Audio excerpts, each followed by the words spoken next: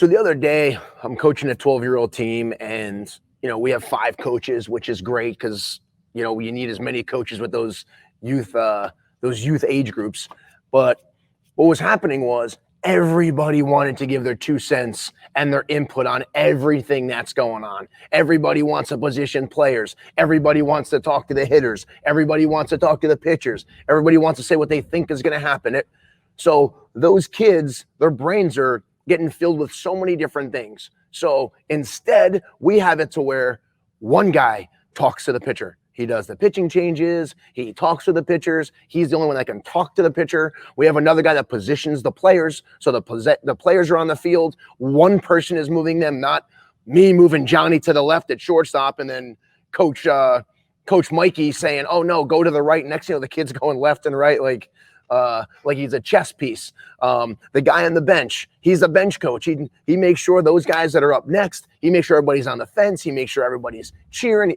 Everybody has their own responsibility. So as a team now, the kids are hearing one voice in that situation, because you'll go to games and just hear dads and coaches and moms and everyone just screaming, and kids just kind of, their heads just on a swivel. Listen to this, listen to that. And then you have to make sure that you're talking to your parents as well. Why? Because there's nothing more frustrating than knowing a bunt's on.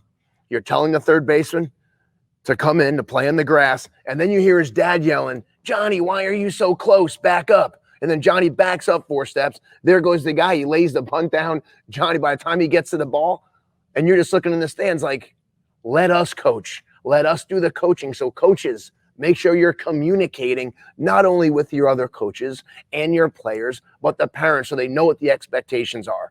You're the coach. In the stands, you just cheer and talk and enjoy the game. But trying to coach and micromanage the game while the coaches are trying to do that and having a hard enough time with 7 and 8-year-olds listening to one person, it is challenging enough. So that's my piece of talking about the responsibilities is take the number of coaches that you have, give them a job, give them a responsibility of what they're doing, and then that'll really make your life a lot easier. It'll make it a lot less confusing for your players, and they'll have much more fun in the game because they're playing the game, not just listening to what to do and kind of listening to the game. So no, that's awesome. I think the communication with the parents, the communication with the players and the coaches is huge. I'm also a big believer in that practice time, coaches, is our time. It's our time to coach our players up. It's our time to teach them the A, B's, and C's of the game, how to play, what the certain situations are. It's our time to put pressure on them. It's our time to challenge them and really push them and break them down and really work them. But the game time is their time to play. It's their time to have fun. It's their time to be a kid. It's our time to take a step back. Of course, manage the game, coach when you can, but we don't want to be a power coach. We don't want to be the guy, like Duke mentioned, standing in the third base coach's box, yelling at the hitter. You got to get your hands up, get your foot down, keep your head down, get your hips.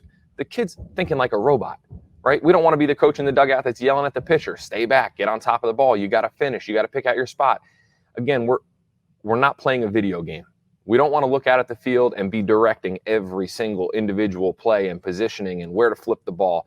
A couple weeks ago, and it's similar to Duke's story, there was a kid playing right field, runners on first and second. There was a low line drive. He caught it. We had we had one parent yelling 4-4-4, the other coach yelling 3-3-3, one guy yelling 2-2-2 to double him up, the other guy yelling get it in, and the kid just held on to the ball. He didn't know what to do, right? We want to teach these players to play free, to play loose. Of course, practice time is our time, game time is theirs, and we have to let them fail. We have to let them fail to learn the game, as they get older, develop a baseball IQ on their own, right? We're not out there playing the game for them. We get our hour and a half or two-hour practices once a week. That's our time to coach them up. But when they get out to the field, we've got to let them play.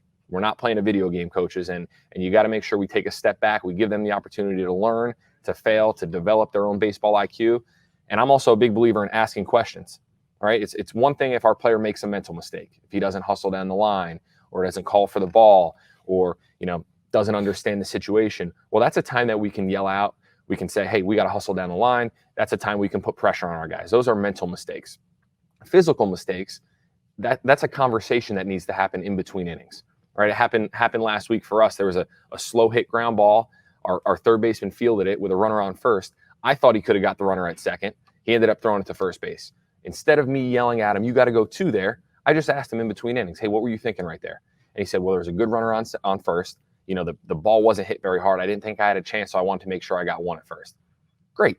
He was thinking. He understood the situation. He knew there was a good runner on first base. There's nothing wrong with that. He's out there thinking on his own. Maybe next time he's going to play up a little bit, but that's a situation where I have to ask him, "Hey, what's going on in your head right there?" He might have said to me, "I had no clue. I didn't know there was a runner on first," right? We have no idea what's going on in their head. He might have said, "I got nervous. I bobbled the ball and just threw it to first base." But again, we have to ask. We have to try to get inside their own heads, because every kid's going to learn a little bit differently. Every kid's going to react to situations differently. Some guys can be pushed. Some kids need to be coddled a little bit. And we need to make sure that we get in the own individual's head, understand what kind of a player we're working with, and then coach them from there. Last thing I have for that is coaches take notes. Take notes throughout the game, so that it's just going to make practice that much better. I talked about it when we were talking about designing the perfect practice. Take notes throughout the game, right? Your team might do a great job at rundowns, but you might do a bad job at pop fly communication. We always try to leave the game on a positive note. So at the end of the game, we don't need to talk for 45 minutes down the line. We give them a couple things we need to work on. We always finish with a few things we did really well. We look at our note sheet, and now our practice is designed for next week. So we know exactly what we need to work on the following week. We can even send out a message after the game to the individuals. "Hey, here's a couple things you need to work on at home." And you're going to start to see your team progress that much quicker. But, I thought Duke had some really good points there. Assigning responsibilities to your coaches is key. We don't need 5 guys all trying to direct and manage and play the game for the kids all at once. Assign coaches a certain responsibility, have them stick to that for that game. And I think you're going to see your kids play a lot more loose and a lot more free with a little bit less pressure on them throughout the game. So hope that helps. I don't know if you have anything you want to add to that. Yeah, one more thing. That's awesome, Steve. Talking about the responsibilities and the communication. A lot of times, we try not to yell and talk and coach during the game. We want our players to do that, right? So we're trying to communicate so much in practice so that the players are then communicating to one another about what they see and what's going on. It's like that play at home plate, and you're really talking to the catcher about whether you're saying cut or you're saying relay or you're saying, depending on what they're saying, instead of the coach just yelling it out every time when the ball's hit. Coaches are yelling what to do. We want the players doing that. So in our game this weekend, we had the bases loaded, and there's a ground ball hit to the third baseman, and he started shuffling his feet like he was going to throw it to first. Our infield was in, our play was going home, and he actually shuffled to first. The second baseman was yelling 4, 4, 4. He reshuffled, fired it home. We got the force out, and it was like, instead of the coaches saying anything, the players help themselves kind of communicate to one another, because we do sometimes get in la-la land or forget what's going on, and all of a sudden